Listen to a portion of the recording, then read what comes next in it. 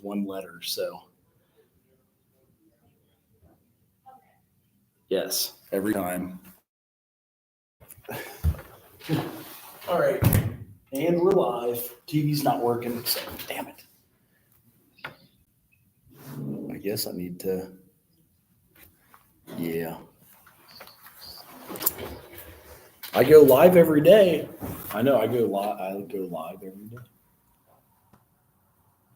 All right, here's the self-care PowerPoint. Oh, self-care PowerPoint. Might even have to call you guys right back. Uh-oh. All right. So you guys got to observe a group the other day and see your first leading of a group, which is awesome. And if you've had me before, you know that I'm going to take time to go over self-care. Whether you guys want, oh, hey guys, how are you? Attendance is counted. So there's a few things in social work you want to do, whether you're leading a group or if you are doing the individual self-care, things of that nature. So I'm hoping the glare is not too bad. Are you able to see the PowerPoint okay? If somebody is on, please let me know. I'll try to do it different. Oh, it's worse that way. So let's do a better angle this way. We got Dr. Collins and Dr. Lichten there. Okay. So yeah, we were going over self-care because burnout is a real deal in social work. Social work has, as we covered on this one, stressors for novice service providers. So there's a lot of people that do, stressors. They're putting my wife's cat down. My wife's parents' cat down. We'll say a prayer for the cat. Stressors for novice service providers. So it talks about, like, in addition to self-care strategies, we discuss mentoring, how critical it is for new professionals. You guys will all have a supervisor on the job. When you get your license, right at bachelorhood, you get a bachelor's in social work and a license in social work. You're dependently licensed as a supervisor. So the supervisor has to give you weekly supervision. So they say in here, a mentor can provide a map to assist the new professional in navigating the landscape of the professional world, which can be overwhelming and confusing. And it is. It's a lot of issues that come up. The supervisor ideally has had at least 3 years of experience to get the LISWS. You start out with the LSW before you take the job. So this is what I wanted to get in. I know all of you have COVID this week. That's very sad. That's why nobody made it in person, but you're going to watch this later. So that's good. Instead of being challenged by taking a shitty job in the first place, we say wellness begins before you take the job. So remember to ask questions to get hired into a counseling or social work position. It is important to protect yourself. And so we made this PowerPoint in graduate school, but it still rings true today. Like, this was made a while ago. Lots of things you can ask. Salary is cool, but you'll find out a lot of times the highest paying jobs do expect quite a bit from you. We have folks at hospice. About a year and a half ago, we paid our LSW, MSW. So it is 1 year after your undergraduate. You get a bachelor's and a 1 year master's. You take the licensure exam, and they'll start you at $68,000 a year. Super exciting. When I started 06, 07, it was more like $35,000 a year. So it's almost doubled with inflation. Seems like a good pay, right? And it is, especially because it doesn't require you to have the independent license. However, they were $50,000 a year and a half ago. They had 5 social workers quit. They raised it to $60,000 about a year ago. still had social workers quitting, and so they popped it up to 68,000 years. You're doing a lot. You're seeing death. You're sitting with families as somebody's dying. You're setting up cremation, funeral arrangements, counseling them at the same time. So a lot is expected. The burnout is high. That's why they offer 68,000 a year, and probably a mileage check of 1,000 a month. So you blow up your car at the same time. That doesn't mean a lot of money for mileage. It means, do social workers have vestments? Oh, yes. Well, in hospice, they do wear green. Crossroads Hospice, the color is green. This month it's pink. I think it's for breast cancer. You also get vested in 5 years. Your 401k is vested. So there's two ways to answer that question, Tim. Points to consider: get mileage. Can you get me food stamps? We got the student Daniel asking about food stamps. A lot of times that is case management. So you can refer your folks on hospice. Maybe you're noticing their basic needs are not met. So you're going to help them as a case manager to get them over to food stamps. Hopefully it's more than 50 cents a day that they used to back in the old days. I think it's 200 a month is kind of the average. So even with inflation, that one's pretty bad. But when you're interviewing for the job, you can ask all of the details, all of the benefits. So remember to get mileage. Remember to get vacation time. This is written pretty poorly. This looks like my dyslexic ass self writing the paper. Remember to get mileage. Remember to get vacation time. So if you're driving, if you're doing home visits, make sure it's the federal rate. I think it's popped up to 66 cents. We got 30 cents a mile in 2006 when I was a social worker. That was exciting. We had to make a request of the president of Claremont Recovery Center to give us federal mileage. It was 58 cents a mile. Because gas did get up to $4 a gallon back then, too. Our wonderful president helped us lower it this year, but it's starting to go back up again. I heard a refinery blew up in Indiana, and there's some tension in the Middle East. So prices are at like $3.30 a gallon. You probably get enough to run your car. Make sure sick time is included. So a lot of these basic things we forget about. We're like, hell yeah, they give us 68,000 a year. Mileage makes it 78,000 a year. I'll get a $2,000 raise every year. Sounds exciting, but you're on call at a hospice. So you'll get every weekend, one of the 4 social workers has to be on call. And if somebody's dying and no one else is left there to sit with them, you get called out to sit. I've been called out 8 to 8. That's the maximum time.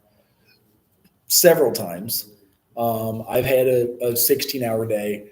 So that is why there was the burnout. A lot of folks don't do the self-care, which is what this class is about, to make sure you do self-care so you don't burn out. Retirement. So yeah, the vestment period. I guess that's what Tim was asking about. So what is the retirement? It sucks at Crossroads. I thought it was 5%. They actually give you 25% of whatever 5% you contribute. That is abysmal. I think it's 1.25% match. Claremont Recovery Center gave us a 15% retirement after we worked there 2.5 years. Central State, they match 15%. That's more of a pension. I guess if you took the 401k, it's a 10%. So ask these questions. You don't know about that when you're first. See you, Dan. When you get food stamps, let me know. Ideally, the job pays you enough that you don't need to have food stamps. That's the idea. Cost of living raises. So ask, like here, for example, we have a teachers union. We negotiate with the administration through the American Association of University Professors. We got 2% this year. That was okay. Actually, for several years on the job, it was fine because inflation was only 2%. Problem with that, again, is we write these 3-year contracts. We did not foresee inflation being 5 to 7% this year. So our 2% raise didn't even keep up with the cost of living adjustment. Some people did pick up a second job. That kind of sucked. Workplace culture. Sometimes you can look on the internet or talk to people that have worked there. Glassdoor.com, different places that do hire. That one is helpful. Um, will you get supervision? So in social work, that's like your number one rule of thumb, because otherwise it's $50 an hour, and that does kind of suck. Will you get supervision? Do you have to pay for an outside supervisor? Since 2010 and 11, when I began to supervise, lots of social work places do not give you free supervision, and that to me almost seems unethical. They'll supervise you, but clinical supervision helps you get your independent license. And the difference there is an LISW could supervise you because they're independently licensed, but only a LISWS can like change the water into wine. They go like this. They can make you a independently licensed supervisor with that credential within 1 year. So ask about that. Otherwise, 50 an hour for 150 hours is another 7,500 you're paying out of pocket. So keep that one in mind. If they don't give supervision, that's fine. But I asked them if they'll pay for an outside supervisor. That's what they do with me at hospice.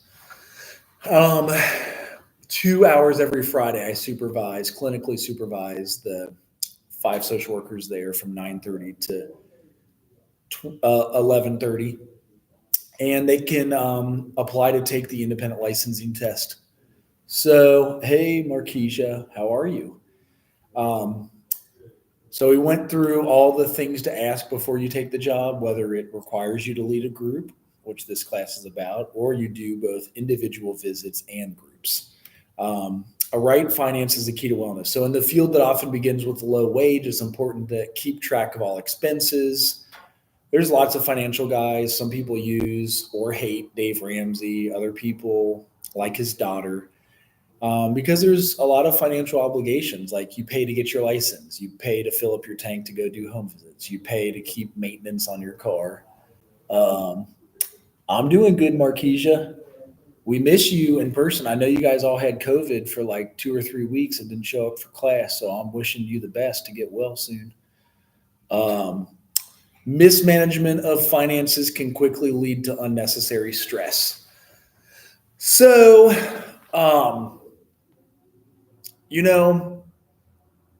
we were kind of taught about that when we were giving student loans. Like it sounds exciting to have somebody make your coffee for you, but a $5 coffee with 6% interest. Be back next week. All right. Yeah. Get that COVID out of your system. Many sources of information found online in your library. So financial advisor, we try to train you guys to get you ready for the test. Your supervisor at your workplace will get you ready for your independent license test. You can write grants for your agencies. Sometimes that can help with finances, and they'll give you a cut of it. Often they cap it at 15 or 25%. Like at Central, if we're director or chair or dean, you can get 15%. If you are an actual professor, they let you get up to 25%, probably because the pay can be rough. 50 assistant professor, 64,000 associate professor, and like 75,000 for a full professor. So they'll let you get 25% of that on your grant. And if you stay here long enough, those cost of living raises or $1,000 each year will get you up to maybe a grant.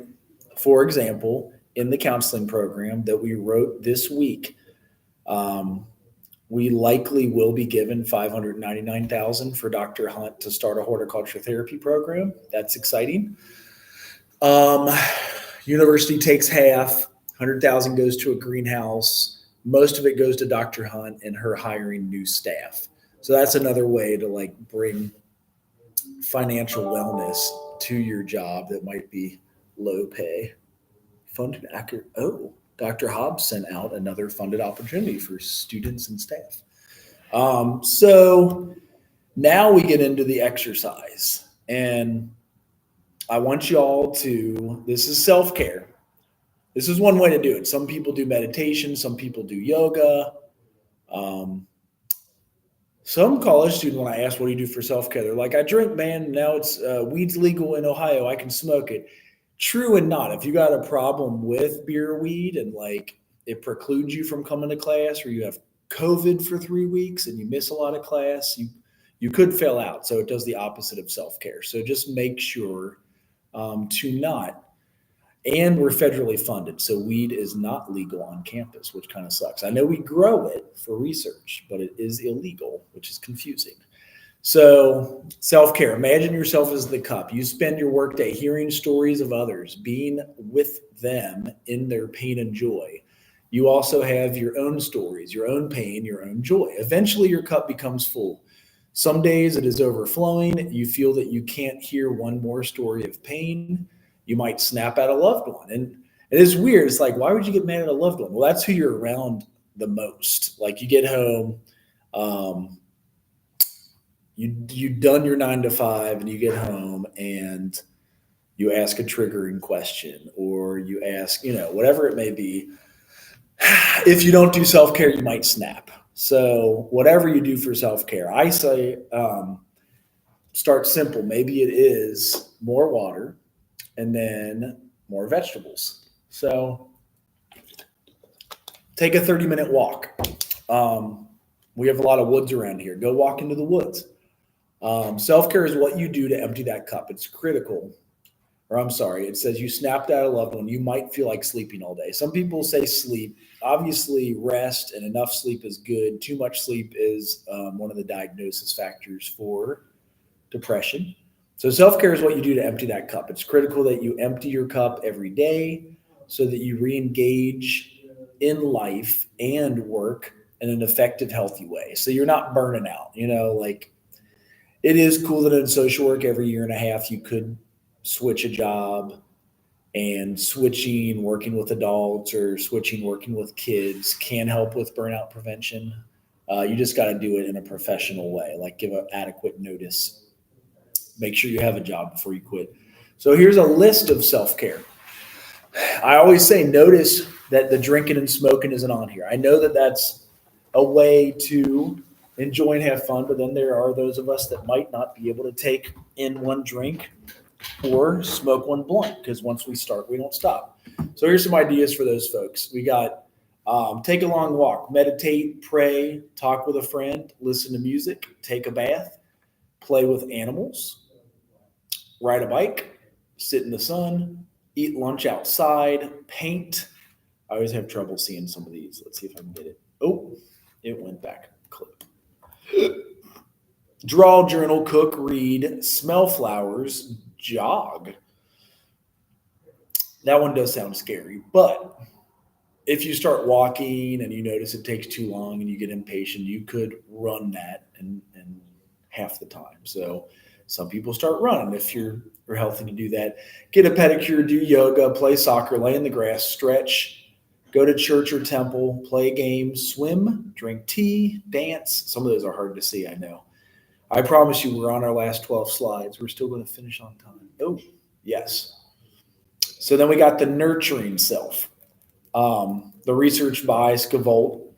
It is 23-year-old research, but it's still pertinent to today. Discussed multiple overlapping aspects that we need to nurture as service providers. So if you do stay in the social work field and you are wanting to have longevity in the social work field, you've got to do self-care. Here's,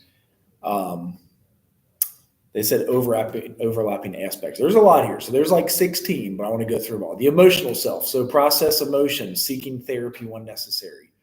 Therapy for the therapist is recommended and found to be helpful for counselors in their personal and professional lives. A lot of your jobs will offer EAPs. That's employee assistant programs for like 5-6 free counseling sessions a year.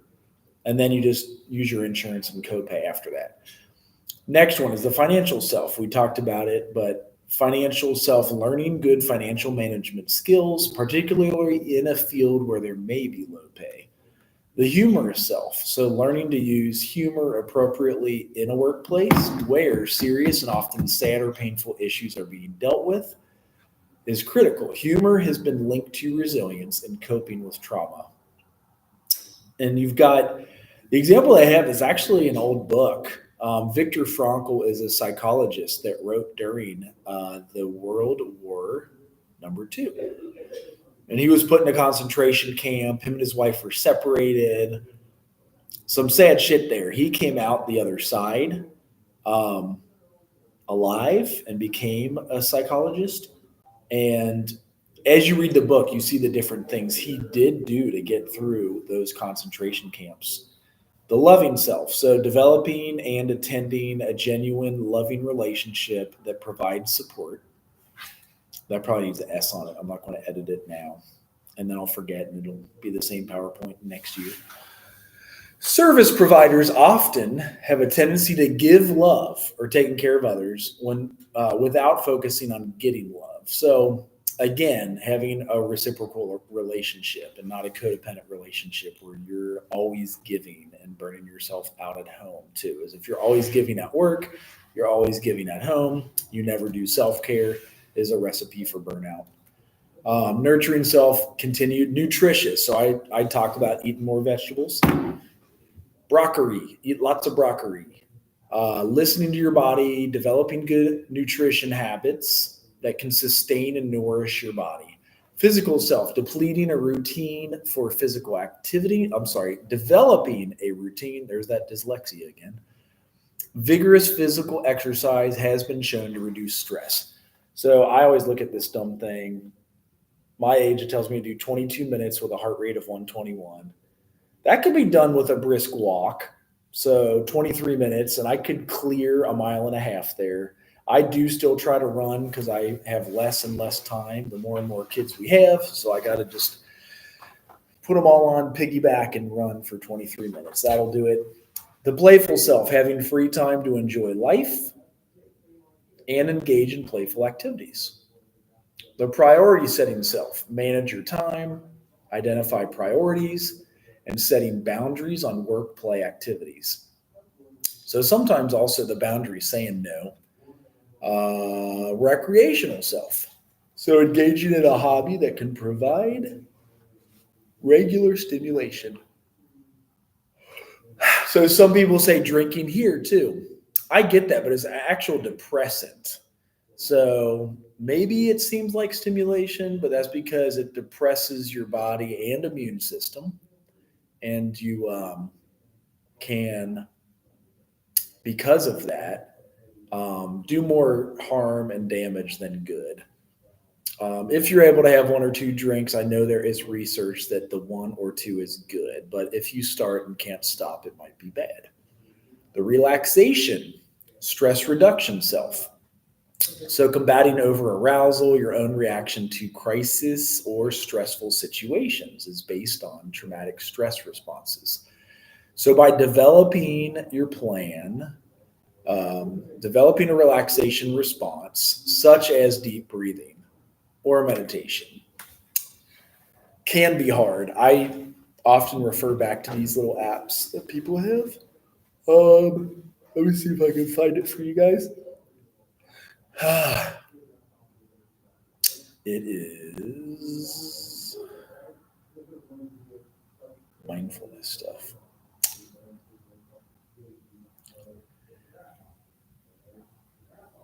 Of course, it is already undownloaded. Let's see here.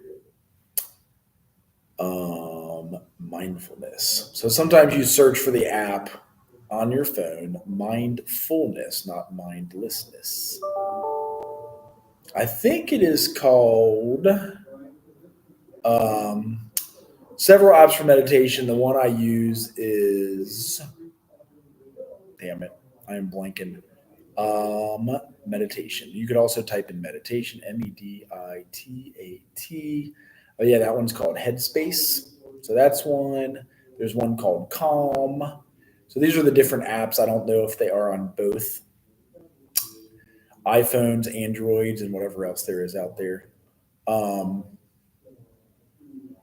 the one that I like, and maybe I'll look for the picture. It is a picture of a bell.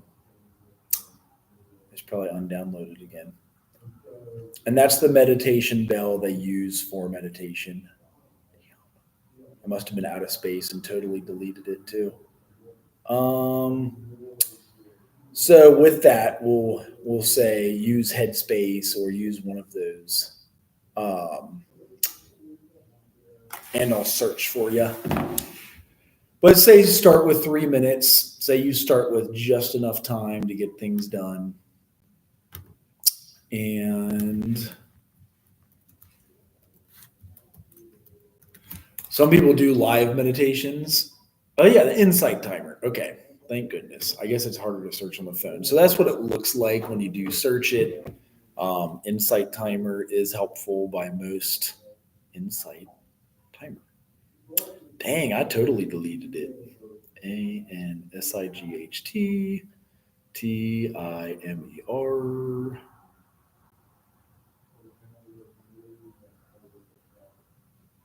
I'm going for the noise it makes because the mindfulness bell is a big deal. And a lot of people use it. So that way, when you hear clocks or other bells throughout the day, you stop and take a deep breath. So just get you back into the present moment. Do what you can to meditate well and get you back into the moment. I don't know if they have good websites because here we are. Because it's going to take a good long time to download.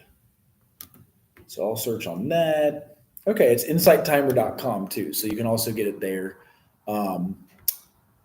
I want to see if they get started for free. Oh, sign up with Apple. What? Sign up with Google. How about that? They'll probably send me 85,000 messages, but instead of like a anger reaction, maybe I can go with a mindful reaction. And use the mindfulness bell appropriately. Oh, it opened here first. Never mind. See, I shouldn't have even used that. But they've got live ones. So if you wanted to jump into a live group meditation, so appropriate for groups. Skip, it says. Got it. I agree. So the timer, this is often my favorite. You do get to pick your own noise. Like, what's that noise? Some people like this.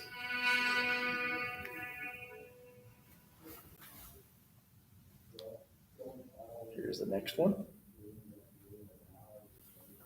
Benzori flute.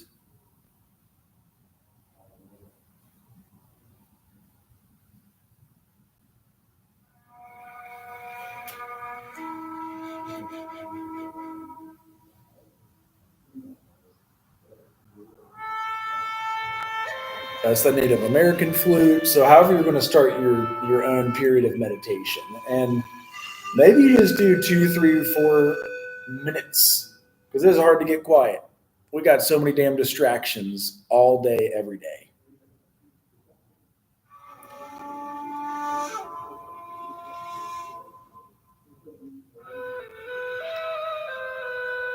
I didn't know they had that many.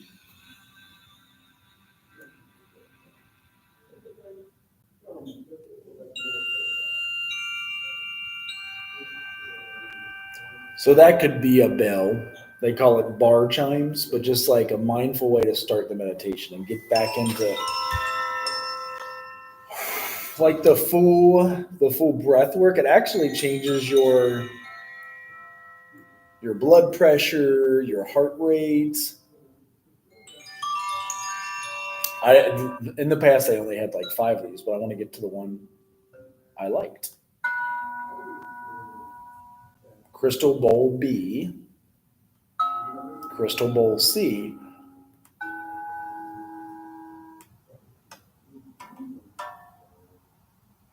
I didn't know they had that many ambient sounds.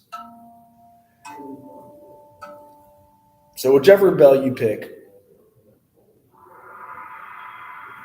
that sounds like the Gong Show. But if you guys actually get into meditation, that's a good one. I still don't have the original setting. I guess it's been that long since I meditated, but just Ting Shash. I thought it said tight ass. Ting Shash.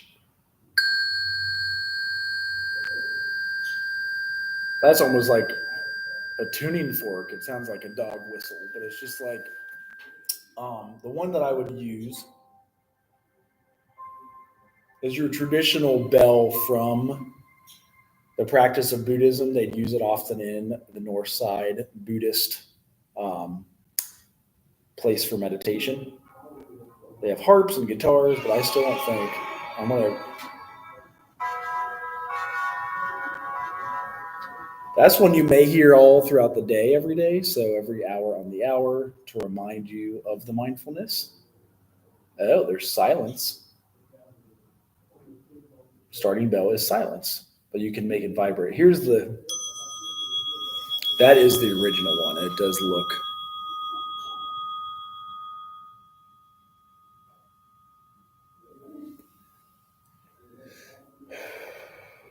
And then you do focus on breath work after that.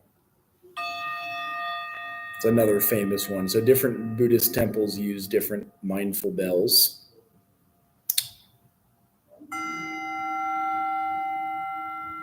Dengezi.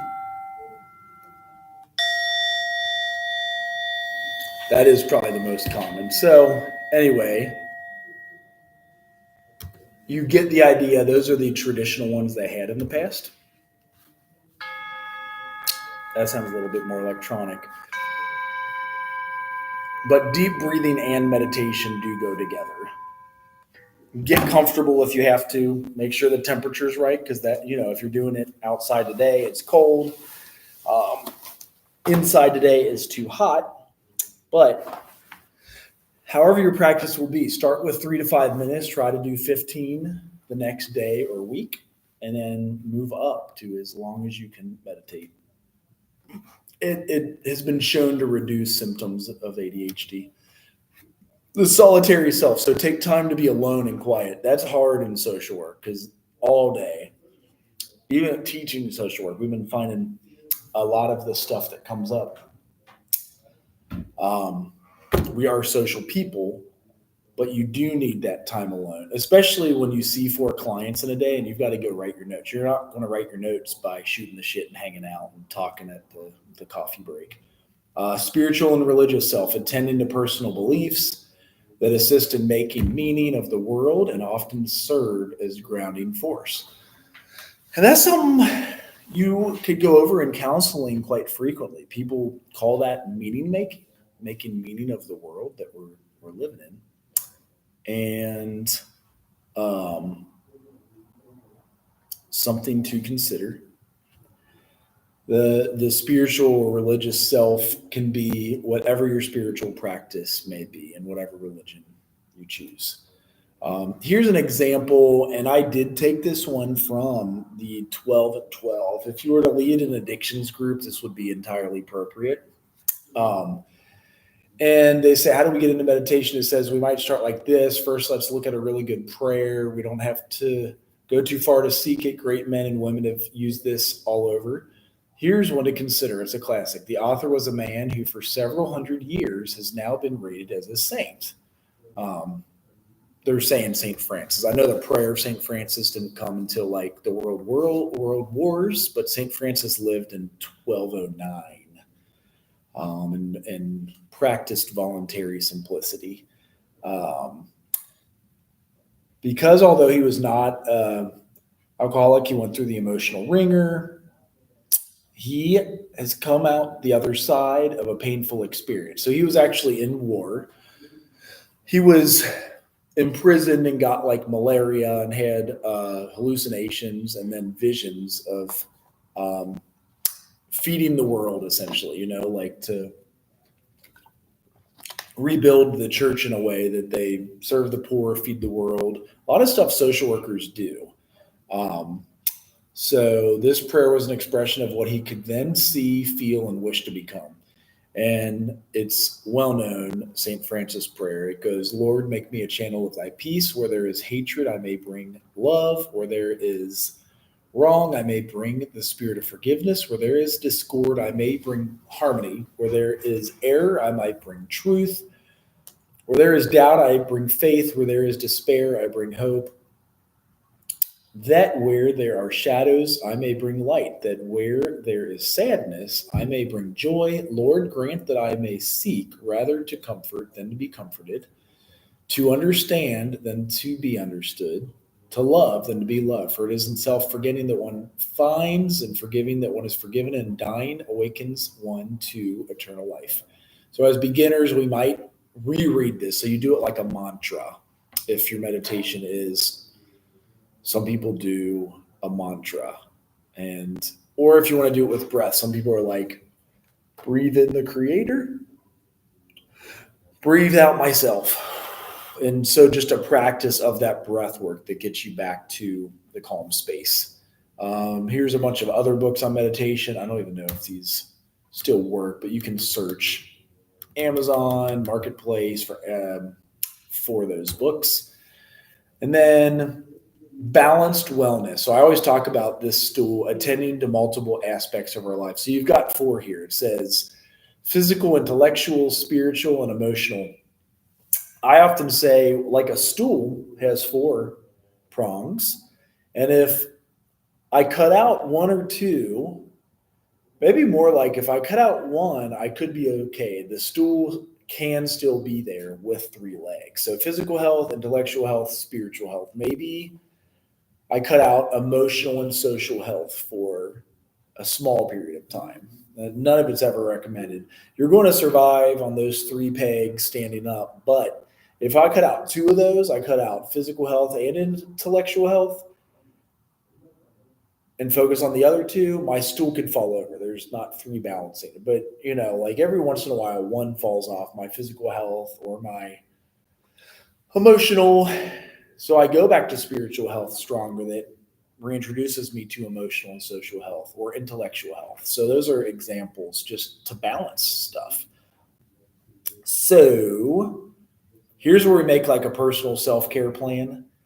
And for your self-care at all of your social work jobs when you work in the future. This is not a bad idea. I'm not going to force anybody to make it. This is a voluntary assignment. How often do you get those in school?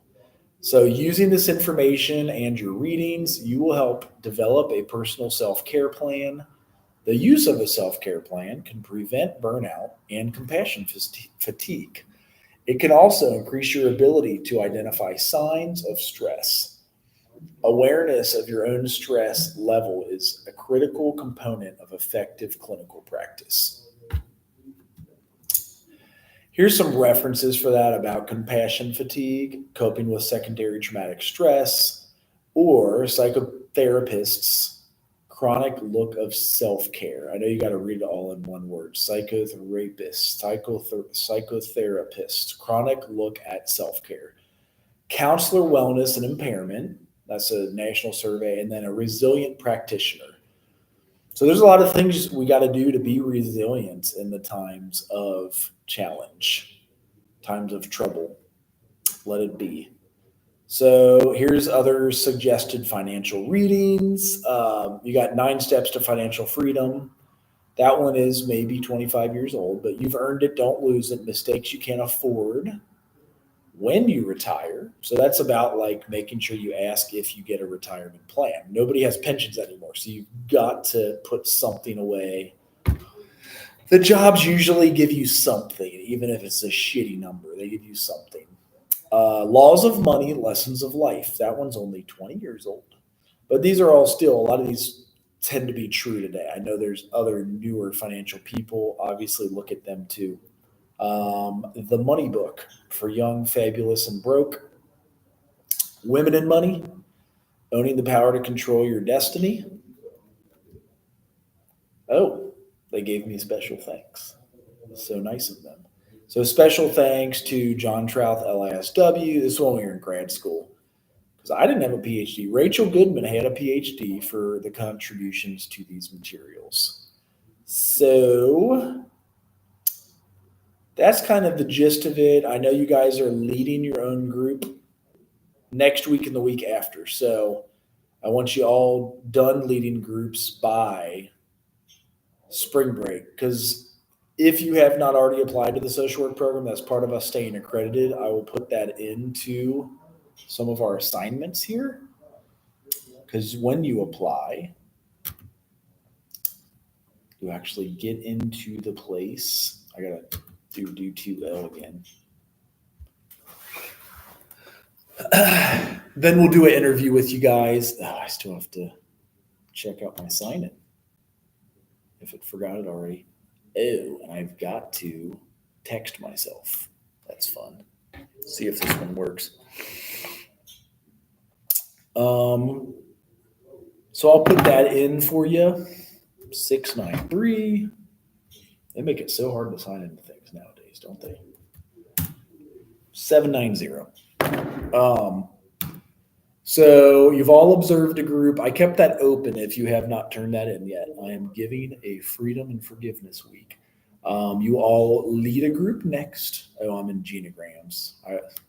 You've taken human behavior in the social environment. So we're going to do groups, generalist practice 2, course activities, and assignments. So leading a group. Looks like a few of you still could turn in the first one. I want to keep it open. I want you all to excel. Pick a date to lead your group. So leading a mental health group, I gave you that format about the girl circle that we would use at Lighthouse Youth Services. There's also trauma groups. There are addiction groups you can find online. Any format you use, just come in and run it. I know some of you are maybe with COVID or just had a baby, so you can lead. Just send me a Zoom link, and I will let you lead from the class. And then the new assignment. This is something you do regardless, but to graduate and to keep us accredited, application to social work program if you have not yet. That's how we stay accredited, and you get 1 year of graduate school. It takes you away from an entire year of graduate school. It's like your senior year here is your first year of grad school, and then you do 11 months at either UC, Miami. We're trying to get one here, and you're done. So let's see if I can find that for you too. That would be helpful. Dropbox. So application to the program. We're still using the same one. You can copy and paste this into Word and just type it out.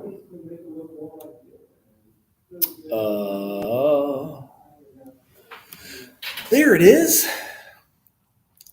So I think if I share a link, I have to actually get the link that is shared. I can't just like copy that. So if you hit share, then you guys can download this, copy and paste it into Word. Send a copy, share with draw. Oh, there it is. Hey, there's the link. Okay, copy. I will keep it open access for you. Please do apply. That is how we stay accredited. Otherwise, we will lose the ability to give you your first year of grad school, your senior year, and you got to take 2 years like I did. As a terrible psychology grad, it was 67 hours of graduate school instead of 34 that Miami would let you get it done in. So there's that. If you haven't already applied. If you do it soon, we'll add you to the interviews. We're doing interviews this month and next. So there are your assignments. We're going to do the first half of the paper also, but I know we're at less than a minute left for class today. I know some of you are leading groups next week, so you'll take it over. That's great.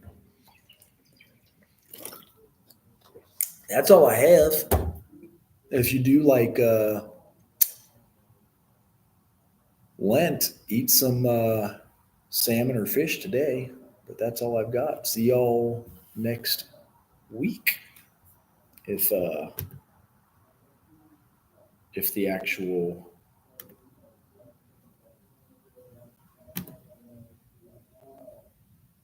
Not Monday. I just looked at that. Not President's Day. So we don't have, I will be here. You're welcome to come for office hours, but we do not have class Monday. So see you Wednesday.